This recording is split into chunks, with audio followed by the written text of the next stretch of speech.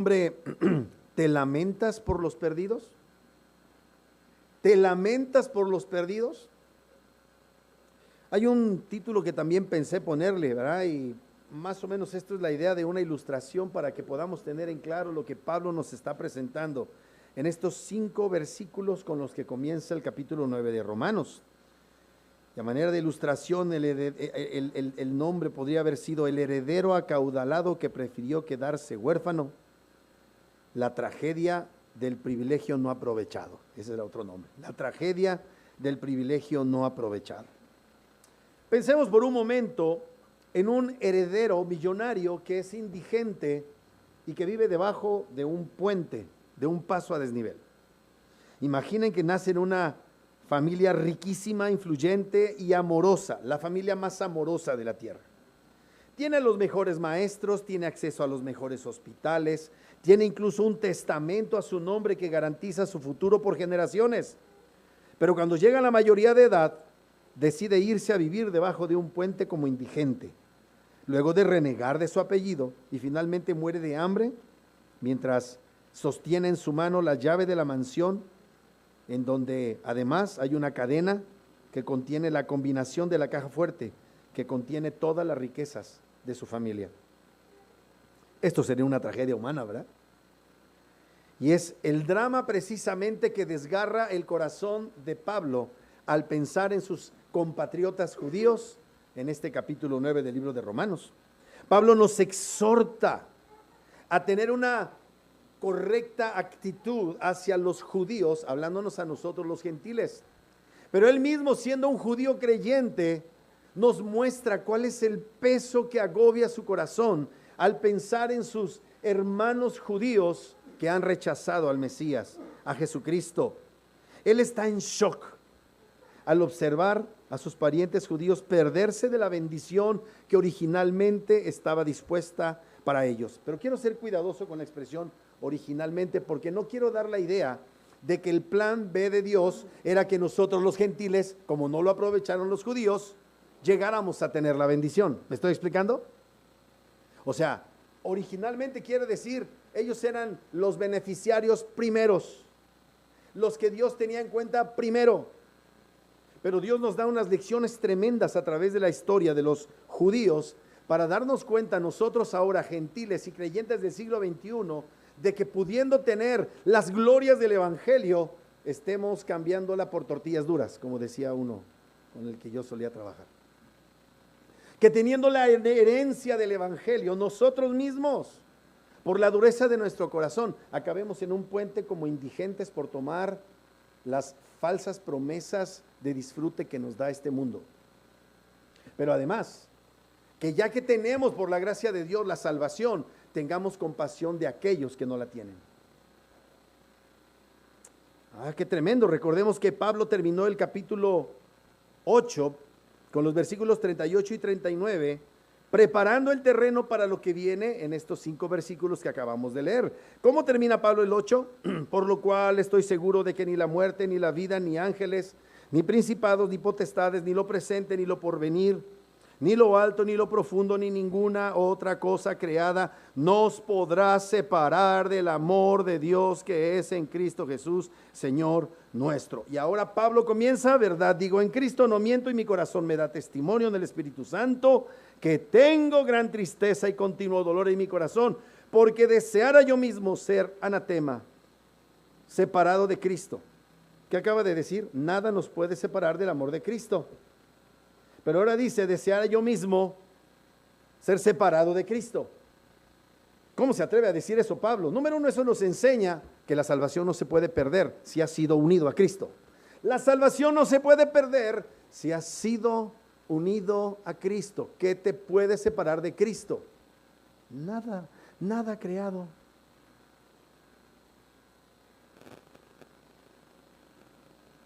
El tema es, ¿eres salvo?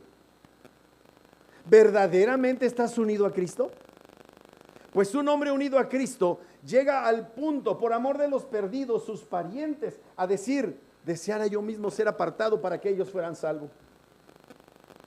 Cuando lo ves en su contexto, es tremendo lo que está diciendo Pablo. Porque deseara yo mismo ser anatema, separado de Cristo por amor a mis hermanos, los que son mis parientes según la carne, que son israelitas, de los cuales son la adopción, la gloria, el pacto, la promulgación de la ley, el culto y las promesas, de quienes son los patriarcas y de los cuales según la carne vino Cristo, el cual es Dios sobre todas las cosas, bendito por los siglos. Amén. ¿Te das cuenta de lo que está diciendo Pablo? Y me temo, amados hermanos, que muchos de nosotros no nos hemos dado cuenta del privilegio del que disfrutamos y no lo estamos haciendo extensivo a otros que podrían ser objetos de la misericordia de Dios si tan solo diéramos el paso para predicarles el evangelio. Pablo pasa de la sublime cumbre del optimismo cristiano: nada nos podrá separar del amor de Dios.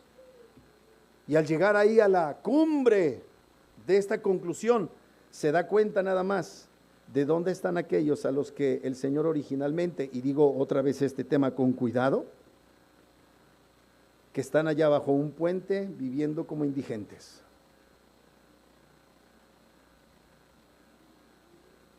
En esa tremenda situación, él se siente en shock. La mayoría de sus hermanos, de sus paisanos, sus familiares, el pueblo que recibió las llaves del reino, los pactos y las promesas, descendientes de los patriarcas, están viviendo como si Dios nunca les hubiera hablado y nunca les hubiera ofrecido eso que ahora han rechazado. ¿Cómo se puede estar tan cerca de la gloria y al mismo tiempo estar eternamente lejos de disfrutar de esa gloria? Ahora que tus hijos son pequeños y vienen a la iglesia, que vienen porque los traes, y que por nuestro mal ejemplo se vayan a ir. O que por nuestra falta de diligencia, nuestra falta de celo de la obra de Dios en ellos, les demos carta abierta: ándale, mijo, vete. Y que se acaben perdiendo. ¿No te parece una tragedia? Amados, por favor percibamos el conflicto que Pablo tiene en su corazón, porque la pregunta es, la va a hacer más adelante: ¿acaso falló Dios o falló su palabra? Y es aquí en donde este sermón, amados hermanos, se vuelve muy, muy personal, porque si Israel, el pueblo amado de Dios, parece haberse quedado fuera, ¿cómo podemos estar seguros de que Dios no nos hará pasar por esa misma situación a nosotros? Sencillo. Si tú has creído, nada te puede separar del amor de Cristo, pero si has creído, anhelas la salvación de tus semejantes, especialmente de tus parientes. No puedes ver que la gente se pierda.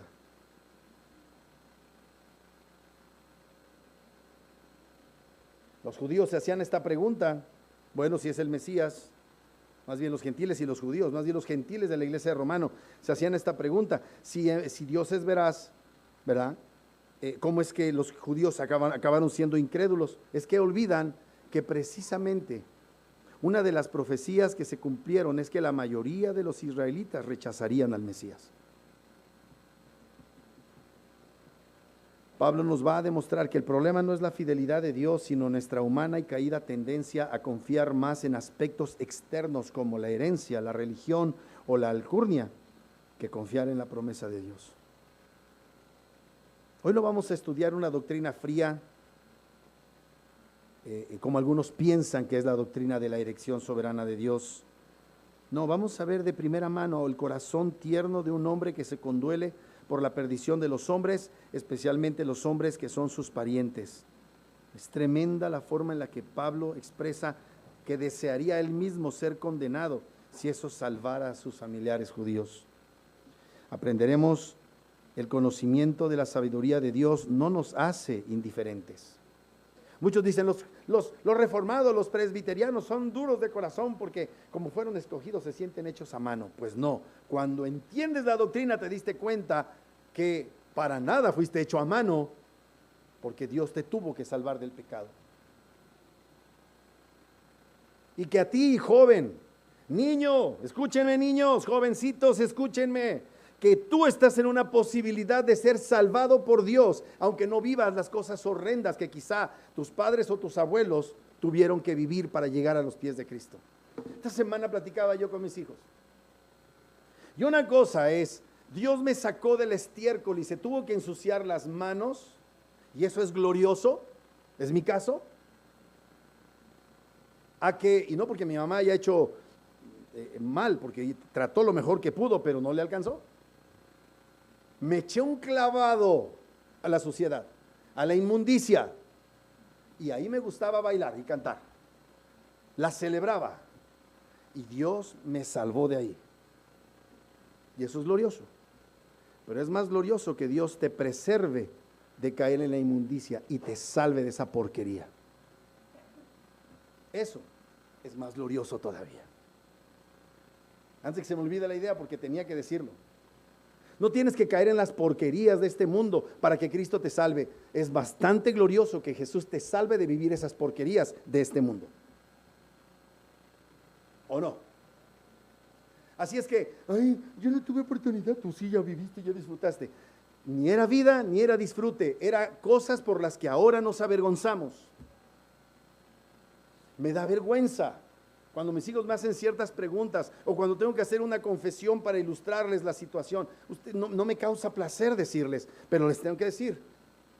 Así es que chicos, jóvenes, niños, ustedes son muy valiosos para Dios. Y Dios los quiere cuidar de la porquería. Déjense salvar. Déjense salvar. Padres, cuiden a sus hijos. Luchen por ellos.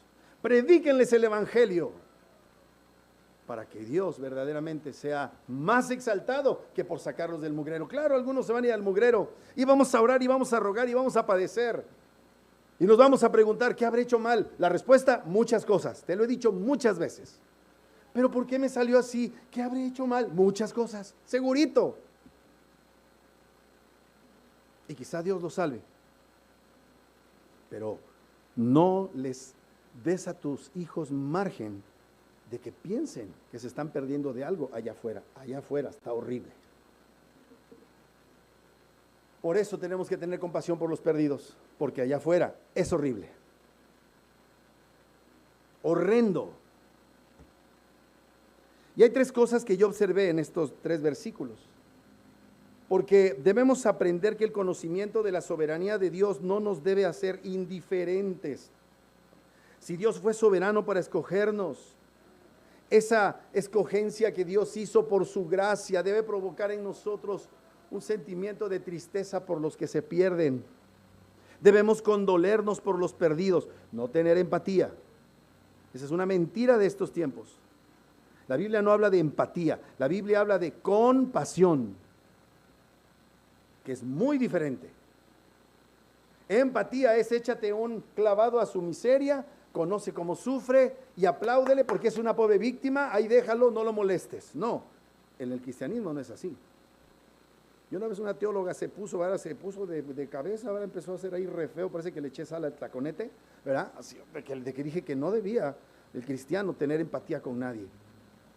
No tienes que echarte un clavado a esa inmundicia para entenderlo, nada más es acordarte, ¿verdad? Que tú mismo, por la gracia del Señor, fuiste salvo por medio de la fe de tus pecados y desde la plataforma de la gracia, del poder del evangelio, tenderle la mano y sacarlo de allí. Pero no tienes que echarte un clavado.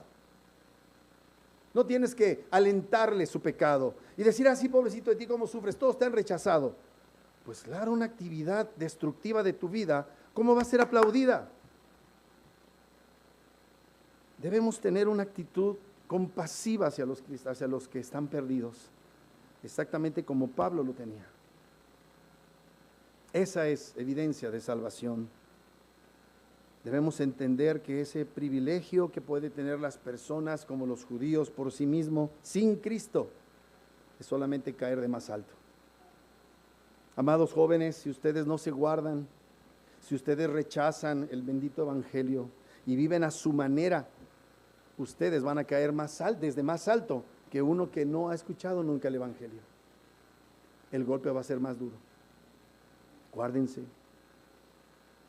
Y bueno, yo sé que estoy tocando varios temas acá, pero reitero, hay 3 cosas. En esta tarde, amados, yo me estoy tratando de comprometer con la idea de probarles que ya que Dios nos escogió para salvación, el fruto, la evidencia, la manifestación de que hemos sido escogidos es la compasión por los perdidos. Pero es también un sentido profundo de humildad por haber sido bendecidos con la verdadera religión que ahora tenemos en Cristo. Aunque a algunos no les gusta la palabra religión, es la palabra correcta. Y que además, si hemos nacido de nuevo, daremos la supremacía absoluta a Jesucristo por sobre todas las cosas. Esas son las 3 cosas que vamos a aprender el día de hoy. Espero que me dé tiempo, si no, pues no pasa nada. Seguiremos la próxima semana. Pero piénsalo. 3 aspectos importantes de este pasaje. Romanos 9, 1 al 5, verdad digo, en Cristo no miento y mi conciencia me da testimonio en el Espíritu Santo, que tengo gran tristeza y continuo dolor en mi corazón, porque deseara yo mismo ser anatema, separado de Cristo por amor a mis hermanos, los que son mis parientes según la carne, que son israelitas, de los cuales son la adopción, la gloria, el pacto, la promulgación de la ley, el culto y las promesas, de quienes son los patriarcas, y de los cuales según la carne vino Cristo, el cual es Dios sobre todas las cosas, bendito por los siglos. Amén. Número 1, la primera necesidad, lo primero que debemos darnos cuenta, la necesidad de manifestar compasión por los perdidos, prueba que somos salvos y verdaderos creyentes. La necesidad de manifestar compasión por los perdidos, prueba que somos salvos, o sea, verdaderos creyentes. Romanos 9:1 dice, verdad digo en Cristo, no miento, y mi conciencia me da testimonio del Espíritu Santo, que tengo gran tristeza y continuo dolor en mi corazón. Pablo está imprimiendo aquí un peso a sus palabras, porque él expresa de una manera muy clara su sinceridad. Verdad digo en Cristo, no miento. ¿Por qué dice esto Pablo? Bueno, número 1, lo dice porque está muy conmovido. La pena lo embarga. Tiene una inmensa tristeza, una incesante y enorme angustia inundando su corazón. Así que Pablo habla de la sinceridad, porque al dirigirse a referirse a sus parientes judíos, la verdad es que él también ha expresado palabras durísimas en esta carta contra sus parientes judíos. Cualquiera diría, el Pablo nos odia. Y ahora observa el tono que él emplea. Pablo no usó un lenguaje para nada elogioso, no les echó ninguna lisonja a los judíos en esta carta previamente. Por ejemplo, mira lo que dice en Romanos 2:17 al 24. He aquí, tú tienes el sobrenombre de judío y te apoyas en la ley y te glorías en Dios y conoces su voluntad. E instruido por la ley apruebas lo mejor y confías que eres guía de los ciegos, luz de los que están en tinieblas, instructor de los indoctos, maestro de niños, que tienes en la ley la forma de la ciencia y de la verdad. Tú pues, que enseñas a otros, ¿no te enseñas a ti mismo? Tú que predicas que no se ha de hurtar, ¿hurtas? ¿Qué le está diciendo en esta frase? Mentirosos, falsos maestros, ladrones.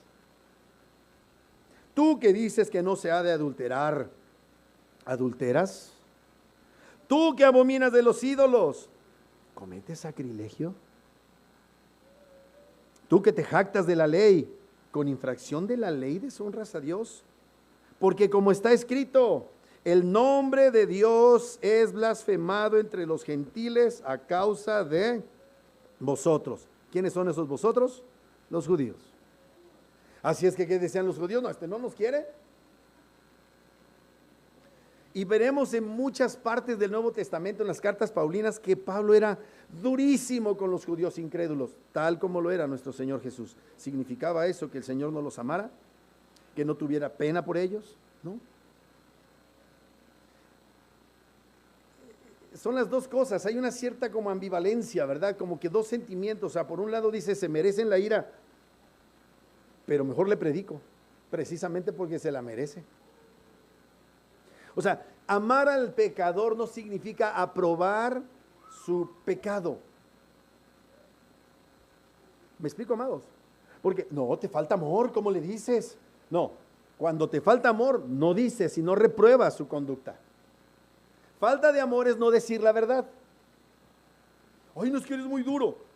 Como si ellos dijeran, ay Dios, perdóname, ¿por qué voy a fornicar? No, nada más un tantito, ojalá y no te sientas herido. No, fornican y ni consideran que Dios está ahí, en su omnipresencia, siendo testigo de su maldad. Ah, pero hay que tener cuidado con sus sentimientos. No juzgues, dicen los falsos maestros. No juzgues, pero te dicen, para que no seas juzgado. ¿Qué están diciendo? Para que no te digan nada, no les digas nada. Y eso es malvado. Eso es malvado, amados hermanos. La prueba de que amas es la verdad saliendo de tu boca. Así es que Pablo fue durísimo con los judíos y tenía razones para hacerlo. Tremendo. Y aquí tenemos a Pablo que, recordemos, era pariente de los judíos. Y estos judíos se sienten aborrecidos por su pariente Pablo, también judío. Pablo nos odia, pero nada estaba más lejos de la verdad. Precisamente porque les amaba, les predicaba y los confrontaba con su pecado. Hay una aplicación práctica, ¿verdad? Pablo está grandemente afligido porque la mayoría de sus parientes, familiares judíos, mostraban esa actitud hostil de incredulidad y de rechazo a su Mesías verdadero, Jesucristo. Y hasta el día de hoy los así llamados judíos, eso lo veremos la otra semana, odian a Jesús. Ahorita que está la guerra con Estados Unidos y con Israel, estamos viendo cómo se enfrentan con los musulmanes chiitas de Irán, y muchos cristianos están apoyando a Israel de manera irrestricta bajo la idea de que ellos son el pueblo escogido de Dios. Pues Pablo dice que no es cierto. Ahí está el texto. Pablo dice que esos son gente que se llama a sí misma judía, pero no es judía. Y realmente no lo son. Eso que ahora llaman el pueblo judío no tiene nada que ver con los judíos del primer siglo a los que Pablo se refiere. Estos judíos que viven en el Estado de Israel no pueden llamarse judíos por una sencilla razón. La mayoría de ellos son ateos y son secularistas. No puede haber un judío ateo. Es un despropósito desde el punto de vista bíblico. No se puede. Así es que tú no puedes llamar pueblo escogido a un pueblo de ateos. Eso no es correcto desde el punto de vista teológico. Y aquí está esta pobre gente, los judíos del primer siglo, que han rechazado a su Mesías. Y Pablo les tiene que decir la verdad porque los ama. Son sus parientes y les debe la verdad. Pero ama más a Cristo que a sus parientes. Por eso les tiene que decir la verdad. Y aún así, Pablo se conduele de ellos. Dice la verdad en Cristo, no miente. Su amor por Cristo es la fuente, a final de cuentas, de la tristeza al ver a los judíos repudiando a su Mesías esperado, a Jesucristo. Esos que están allí en Israel, los que llegan a ser de alguna manera medio vinculados teóricamente hacia los judíos, son judíos talmúdicos, no son judíos del primer siglo. Y en el Talmud se dicen unas cosas en contra de Cristo terribles, hermanos, terribles. No estoy hablando aquí de ser antijudío, porque también yo creo que la otra semana voy a hablar acerca de esto, a quiénes son judíos, según la Biblia. Y cuando tú hablas estas verdades sobre los judíos, no eres antisemita, porque para empezar el término antisemita está pésimamente aplicado. Si eres creyente, no puedes ser antijudío, pero esos judíos, discúlpenme, pero no son estos judíos, pero para nada. Así es que Pablo confirma que él es un hombre en el que habita el Espíritu Santo. Mira cómo lo dice. Ahora pues ninguna condenación hay para los que están en Cristo, los que no andan conforme a la carne, sino conforme al Espíritu. Un hombre que anda conforme al Espíritu no se va a quedar callado de la verdad. Les tiene que decir la verdad a los judíos, en este caso Pablo como judío. Versículo 9 de Romanos 8. Mas vosotros no vivís según la carne, sino según el Espíritu, si es que el Espíritu de Dios mora en vosotros, y si alguno no tiene el Espíritu de Cristo, no es de él. Si alguien está diciendo mentiras y no dice la verdad, no es guiado por el Espíritu Santo, y el Espíritu Santo no está en él y no es de Cristo. Versículo 14. Porque todos los que son guiados por el Espíritu de Dios, estos son hijos de Dios. Versículo 16, el Espíritu mismo da testimonio a nuestro espíritu de que somos hijos de Dios. Y si hijos de Dios, queremos la salvación de los perdidos. Como Pablo quiere la salvación de sus parientes judíos. Ese es el sello que distingue a uno que anda verdaderamente conforme al Espíritu, de acuerdo con lo que Pablo dice. Se conduele por los que están en tinieblas. ¿Cómo sabes que vives por el Espíritu? Porque tienes compasión por el estado de perdición de tus semejantes.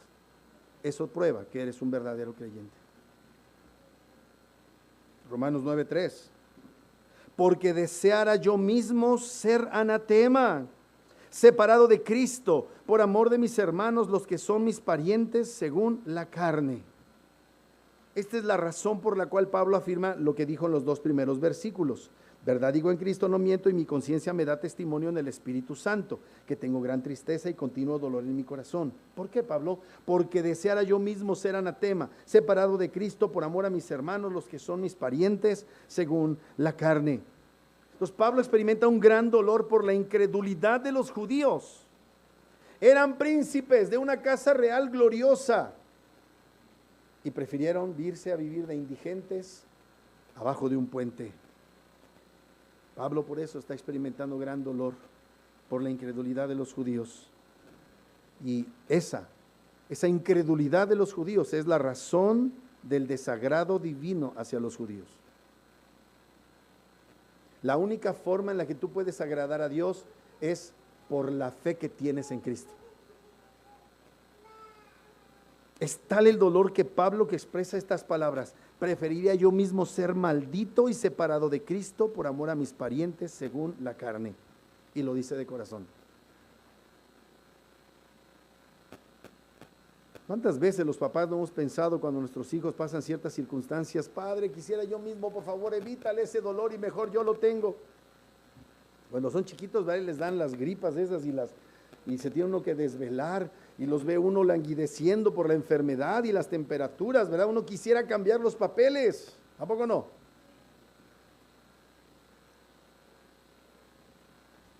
Así es que es muy notable que Pablo hace referencia a una imposibilidad. Ya dijo terminando el capítulo 8, nada me puede separar del amor de Dios, pero si en la imposibilidad fuera posible que yo perdiera mi salvación, estaría dispuesto, pero no se puede. Eso es maravilloso, porque a pesar de que seas un creyente que no había entendido esto y quizá tengas cierto desdén por los incrédulos, eso quiere decir que eres salvo a pesar de ti mismo y por la gracia de Dios. ¿Cuántas veces los creyentes tenemos una actitud de desdén a los que se pierden? Y hasta nos gozamos de que les vaya mal, ¿verdad? Pero sabía, Dios me hizo justicia. También están los salmos imprecatorios, También están, y se vale alegrarse de que les vaya mal a los malvados, pero cuando se trata no de tus asuntos personalísimos egoístas, sino cuando se trata de los asuntos de la iglesia y de Dios. No son cosas contradictorias, todas caben, pero eres alguien que tiene compasión. Qué tremendo. Pablo lo dijo. Nada nos puede separar, dice, ninguna otra cosa creada nos podrá separar del amor de Dios que es en Cristo Jesús.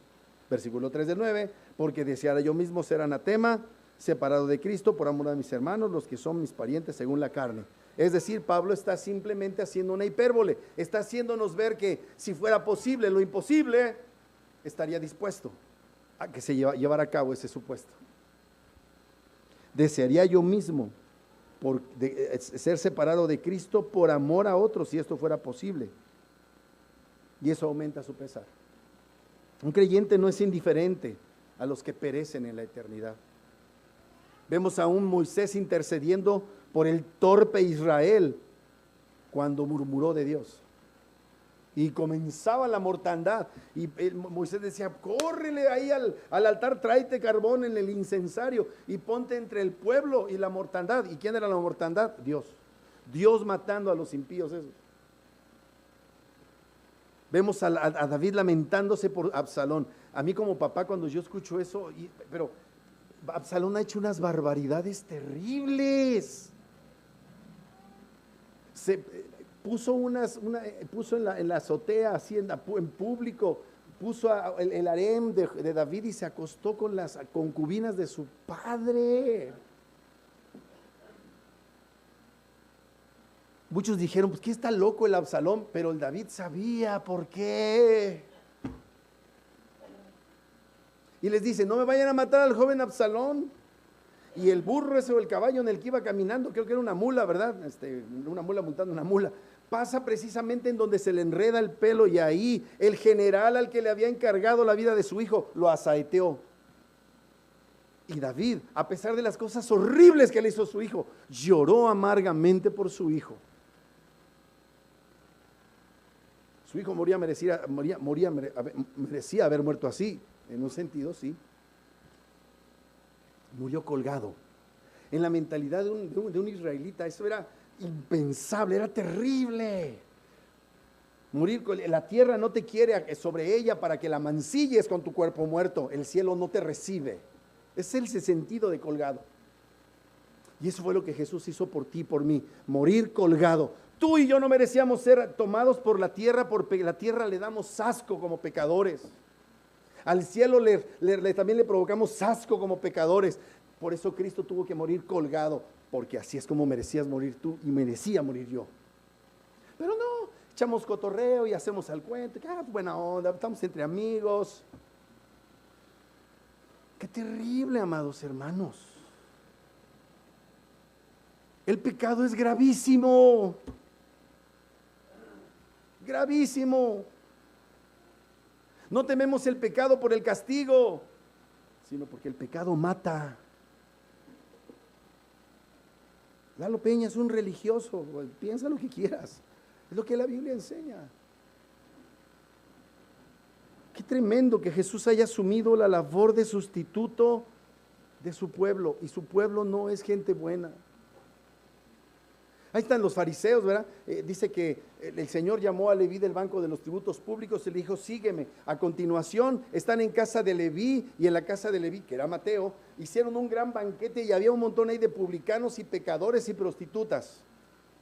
Y entonces los fariseos le empiezan a decir, ¿por qué su maestro come? ¿Por qué no? Pues, fíjate, eran unos cobardes. ¿Por qué no le dijeron al maestro? No empiezan con los discípulos. ¿Por qué tu maestro se sienta a comer con pecadores? ¿Qué estaban haciendo ellos ahí de chismosos?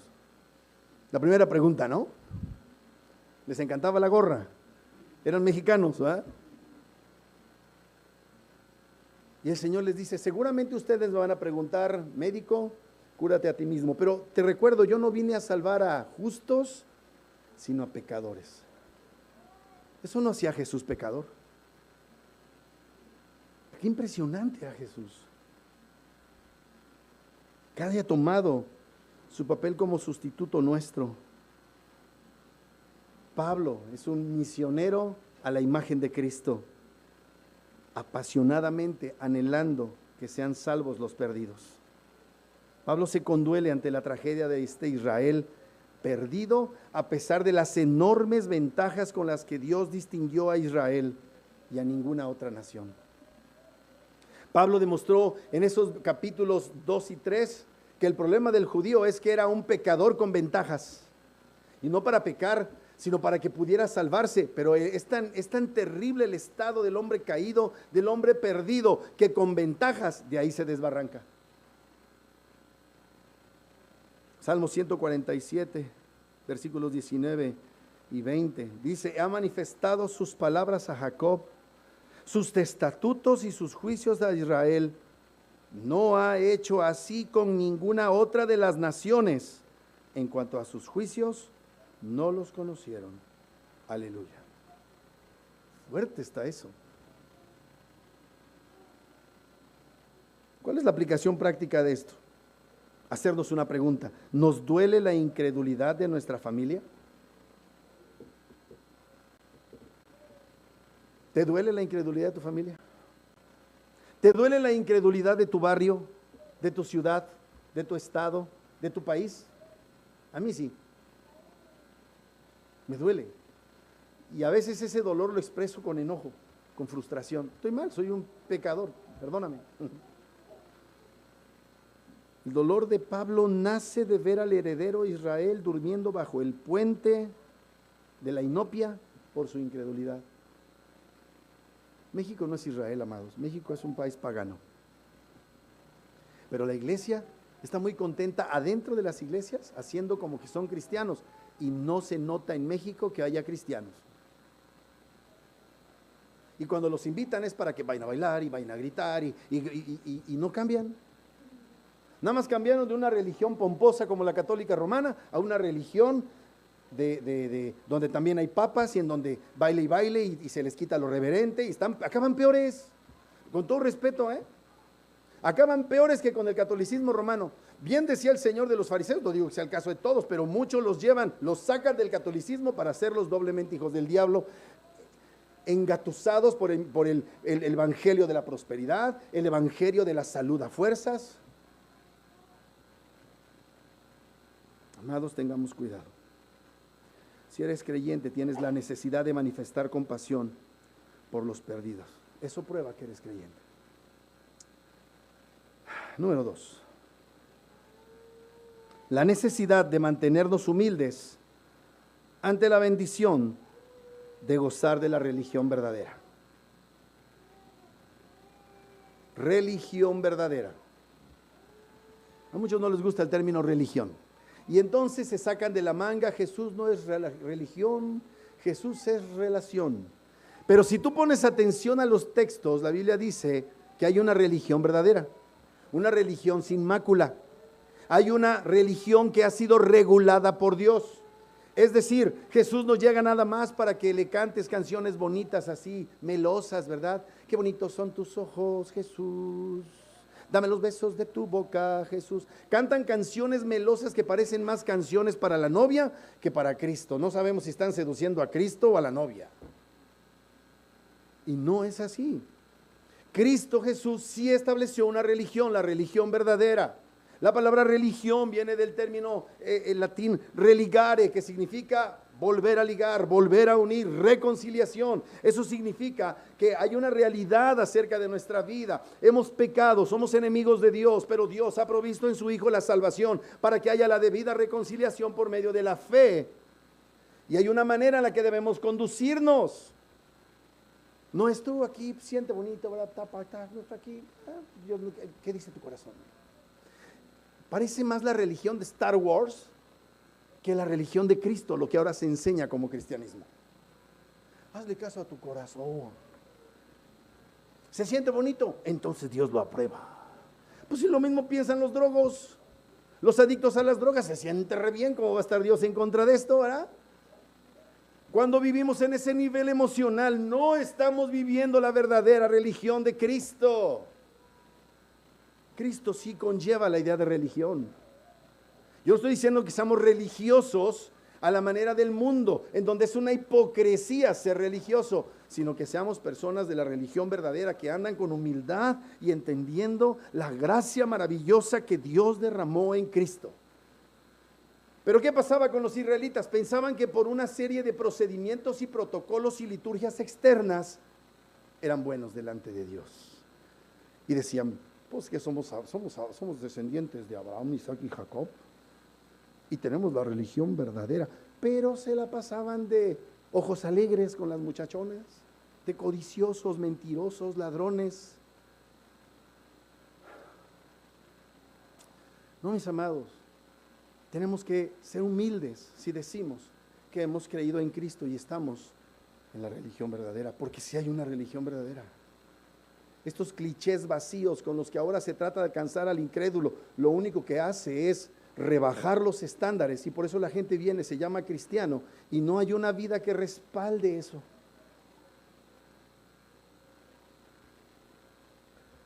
La necesidad de mantenernos humildes es prueba de que hemos sido escogidos para la salvación que es en Cristo. Romanos versículo 4 y 5 de Romanos 9. Dice, hablando Pablo de sus parientes, que son israelitas, de los cuales son la adopción, la gloria, el pacto, la promulgación de la ley, el culto y las promesas. ¿De quiénes son los patriarcas? Y de los cuales, según la carne, vino Cristo, el cual es Dios sobre todas las cosas, bendito por los siglos. Amén. Fíjate, los israelitas tenían por propiedad la adopción, la gloria, el pacto, la promulgación de la ley, el culto, las promesas y además de quienes eran los patriarcas. Y es que es un peligro creer que somos salvos por ser, o ellos más bien el peligro era que creían que eran salvos por haber sido herederos de una religión meramente externa. Es muy, muy peligroso ufanarnos de ser salvos por el mero hecho de practicar rituales externos y sostener la religión verdadera como herencia espiritual y no vivirla de corazón. Yo crecí en una iglesia presbiteriana. Yo me acuerdo de chiquito, y ya más o menos de cierta edad, cómo presumían de yo soy presbiteriano. ¿Verdad? Y había orgullo por ser presbiteriano. Ahora lo hay, pero en otro sentido, en donde pretendo ser presbiteriano. Estoy muy lejos de eso. Pero ya era, soy de la nacional presbiteriana. Y su conducta no era diferente de los impíos católicos romanos con los que yo convivía.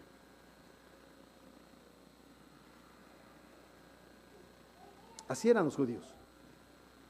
Tenían la religión verdadera. Y la tenían, ellos sí la tenían. Pero eran gente que estaba perdida porque no había conocido la necesidad de arrepentimiento. Pablo enumera varios privilegios, enormes privilegios que les pertenecían a los judíos, ser israelitas, la adopción, la gloria, pactos, ley, culto, promesas, patriarcas y ser del linaje del cual procedía el Mesías, nada más. Pablo dice, mis parientes los israelitas. ¿Qué significaba eso? Que eran descendientes de Jacob, que no aceptó otra cosa sino la bendición de Dios cuando se abrazó a sus pies y Dios le cambió el nombre y le puso, él lucha con Dios. Génesis 32, versículos 22 al 28. Así es que la palabra israelita era un título de gran honor. Pedro y Pablo honran ese mismo apelativo como lo registra en el libro de los Hechos, la palabra de Dios. Israel era la nación que había sido apartada de entre las naciones del mundo para ser posesión exclusiva de Dios. Números 23:9, porque de la cumbre de las peñas lo veré, aquí está hablando Balaam, inspirado por Dios, porque de la cumbre de las peñas lo veré y desde los collados lo miraré. He aquí un pueblo que habitará confiado y no será contado entre las naciones. O sea, no era del montón de naciones, para que me entiendas. Pero una ventaja no es virtud en sí misma. Un privilegio no es un mérito. Israel menospreció las ventajas especiales que recibió de parte de Dios y le dio la espalda al Dios que le dio los privilegios. Esas ventajas despreciadas por Israel incrementaban el peso del castigo de Dios sobre ellos. ¿Qué otra cosa era suya? Era suya la adopción. Ellos fueron los primeros hijos adoptivos de Dios. O sea, hablando de la humanidad, Dios solamente tiene un hijo, el unigénito del Padre, Jesucristo. Todos los demás son hijos por adopción, no por naturaleza. Dios les concedió a los israelitas el altísimo privilegio de ser adoptados como primogénitos de Dios. Éxodo 4, versículo 22. Y dirás a Faraón, Jehová ha dicho así, Israel es mi hijo, mi primogénito. ¿En qué sentido? En el caso de los israelitas que conformaban la nación, en el sentido de adopción, pero en tratándose del hijo que ya estaba allí entre esa nación, en esa nación de Israel, él era su hijo primogénito.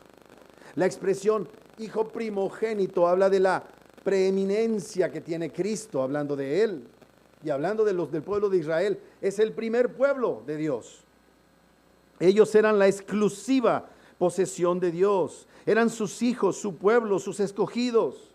Fueron llamados, adoptados y separados de todas las naciones del mundo para ser propiedad exclusiva de Dios. Estamos hablando del periodo del antiguo pacto. ¿Qué más era de los israelitas? Suya era la gloria. Aquí la idea es que en ellos Dios había depositado como su resplandor divino. En ellos había manifestado de manera visible su poder y su magnificencia. Tremendo. Dice la Biblia que cuando se terminó de hacer el tabernáculo, la gloria del Señor vino y llenó el tabernáculo allá en el Éxodo. Eran unas tiendas. Durante el mismo Éxodo, la gloria reposaba sobre ellos a manera de nube para cubrirlos del sol, y en la noche era columna de luz para iluminarles y darles calor. La Biblia dice que era un fuego consumidor sobre la cima del monte Horeb cuando les entregó a ellos la ley. También dice que en la dedicación del templo de Salomón la gloria llenó el templo. La gloria pues indicaba la presencia de Dios con su pueblo, aunque también esa gloria se aparecía para hacer juicio contra ese pueblo. Si es que la gloria es la señal de que Israel había sido apartado de entre todas las naciones para ser propiedad exclusiva de Dios. ¿Qué otra cosa les pertenecía a los israelitas? Suyos eran los pactos. Dios en la Biblia siempre se relaciona unilateralmente con pactos. En la Biblia tú no eres el que pacta con Dios.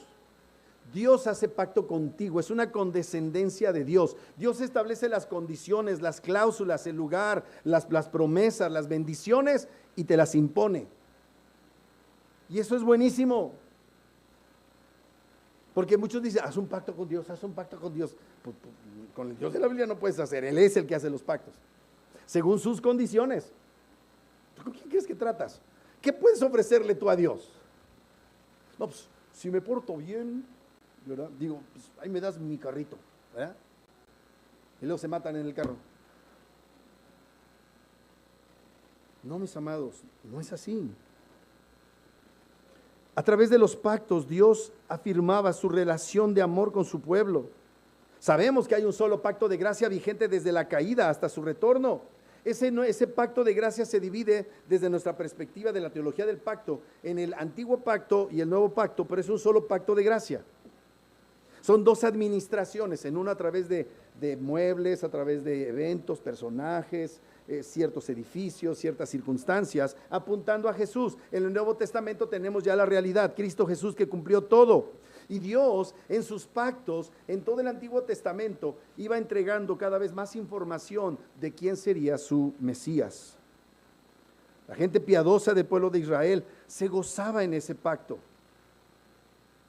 Vemos esa alegría en David cuando pudo llevar finalmente el arca a Jerusalén. Vemos esa misma alegría en María, la madre de Jesús, en Zacarías, el padre de Juan. Se gozaban en el pacto. Sabían que eran indignos los verdaderos creyentes, no daban por sentada la bendición de Dios por ser descendientes de Abraham. Los que no eran descendientes se sentían hechos a mano, y los que eran verdaderos creyentes era gente humilde. También era suya la ley, la legislación. Ellos fueron los receptores a quienes Dios les confió en Horeb sus leyes. Pero recordemos que nadie es justificado por las obras de la ley, sino por medio de la fe en la persona y obra de Cristo. Dios les encomendó para ustedes, para que vivan como gente, como una sociedad civilizada. Y no que no hubiera leyes en otros pueblos, pero ninguna es tan perfecta como la ley que Dios les dio a Moisés. No solamente era suya la legislación, suyo era el culto. Dios les concedió el único y verdadero culto. Y era un culto regulado por excelencia. Tenemos todo el libro de Levítico, Números, para ver, Levítico y Números, para ver cómo Dios pensó en cada detalle de la liturgia. No quiere decir que ahora tengamos que replicar todos esos procedimientos. Gracias a Dios no podríamos, ¿verdad? Pero ahora de todas maneras, aunque como iglesia ya no tenemos toda esa liturgia, sí tenemos una liturgia regulada. La deja conocer Dios a través de las escrituras del Nuevo Testamento. Pero regresando a los judíos, ellos tenían el verdadero culto. De hecho es tremendo porque en Juan 4:21, mira cómo le dice el Señor a la mujer samaritana. Juan 4:21.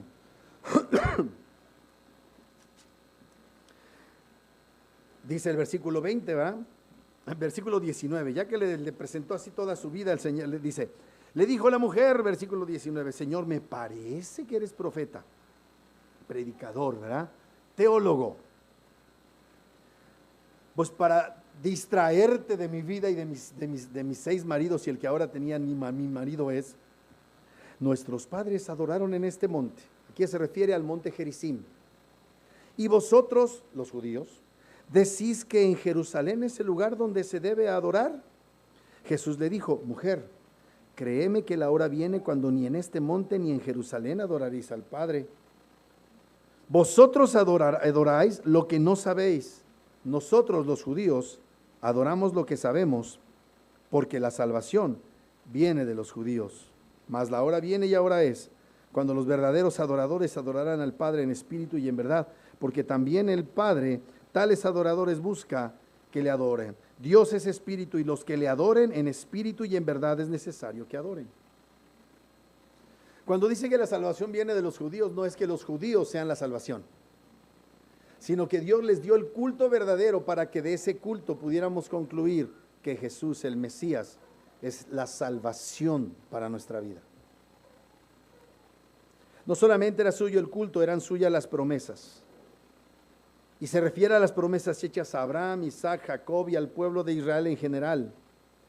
Esa palabra israelita después se vino a convertir en judío. Cuando hablamos de israelita, era un gentilicio para todas las tribus de Israel. Para ese momento en la historia de Israel, ya se les llamaba en términos de gentilicio, judíos. Eran todos los que eran de las diferentes tribus, se les llamaba también judíos. ¿Y qué sucedió? Que Dios prometió a Abraham lo siguiente, Génesis 17:7, y estableceré mi pacto entre mí y ti, y tu descendencia después de ti en sus generaciones, por pacto perpetuo, para ser tu Dios, y el de tu descendencia después de ti. O sea que si eres papá, estás obligado a compartirle a tu hijo tu religión, tu fe, tal como lo hacían los judíos. Y no tienes la religión de los judíos, ahora tienes el cristianismo, tienes la verdadera religión en Cristo, pero se la tienes que transmitir. Nada de que, pues ahí el que decida cuando sea grande. Nada, mientras tú puedas, decidas por él, porque cuando sea grande, entonces decidirá por él. Pero mientras tú decides, no los traumen llevándolos a la iglesia desde chiquitos. Y mira cómo está México. Mira cómo está México. Que así como sea el catolicismo romano, es mucho mejor que esto, mucho mejor que el secularismo de ahorita. Está lejísimos del verdadero evangelio el catolicismo romano, pero eso es mejor que el secularismo socialista de este tiempo. Qué tremendo. De ellos serán los padres. ¿A quién se refiere? Abraham, Isaac y Jacob. Ellos eran motivo de orgullo nacional, pero no eran perfectos. Estos hombres vivieron en la tierra que en ese momento ya vivían los judíos que estaban en Judea y en Samaria, en Galilea. Pero la vivieron allí confiando en Dios. Fueron esos padres los que transmitieron verbalmente la tradición, las predicciones y las promesas divinas. Por supuesto, esos padres incluía a David, incluía a los profetas. Así que esta expresión padre incluye a todos los ancestros devotos que de alguna manera participaron en la historia de la redención que tenemos en el Antiguo Testamento. Eran imperfectos en su vida terrenal, pero tenían una característica, eran verdaderos creyentes. A la luz de todo esto, amados hermanos, es posible gozar de la religión, de la liturgia correcta, de la doctrina correcta y la herencia correcta, y aún así estar perdidos. Ustedes que tienen hijos pequeños, enséñenlos. Los que han tomado la decisión de bautizar a sus hijos pequeños, no los dejen al garete. Y los que fuimos testigos, estemos o no de acuerdo con la perspectiva paidobautista, tenemos una tremenda responsabilidad de ayudar a los padres de esos pequeñitos a que sus hijos se mantengan firmes en el camino del Señor. Así era en medio de los judíos, pero el problema con los judíos es que era una religión externa. Israel tenía la más gloriosa infraestructura de la fe para alcanzar la salvación y sin embargo se perdieron. No pudieron reconocer a su Salvador. Aplicación práctica, hermanos, es un peligro ser celosos de la liturgia, la formalidad, la doctrina y pensar que por haber nacido en una cuna cristiana, en una cuna evangélica, y porque conocemos la Biblia de la pe a la pa, somos creyentes si no nos hemos arrepentido. ¿Qué es lo que digo? Sigamos practicando los medios de la gracia. El ser expuestos a la palabra, la oración, la palabra de Dios. Pongamos atención a las señales que Cristo nos ha dado. Recordemos también que eso no sustituye a Jesucristo. La cena del Señor no sustituye a Cristo. La palabra de Dios no sustituye a Cristo. Acuérdate, la necesidad de manifestar compasión por los creyentes, por los no creyentes, prueba que somos verdaderos creyentes. Y número 2, la necesidad de mantenernos humildes ante la bendición de gozar de la verdadera religión es prueba de que somos creyentes. Número 3, y esa la dejamos para la próxima semana, la necesidad de dar la supremacía a Jesucristo en todo. Por eso lo veremos la próxima semana, si Dios lo concede. Vamos a orar. Padre, te damos gracias por tu amor, tu misericordia, tu verdad y tu fidelidad. Te damos a ti todo el honor y toda la gloria, toda la alabanza, todo el honor, porque eres el único que lo merece. Señor, perdónanos porque me parece que somos demasiado fríos con el estado de perdición de los que nos rodean. Perdónanos, Señor, porque me parece que tenemos que manifestar más compasión por nuestros seres queridos perdidos. No sabemos, todavía no nos has querido mostrar con claridad, o hemos sido suficientemente indolentes como para no darnos cuenta de la gravedad del estado de perdición en el que estuvimos, del que nos salvaste y del estado de perdición de los que nos rodean, que no han creído en ti.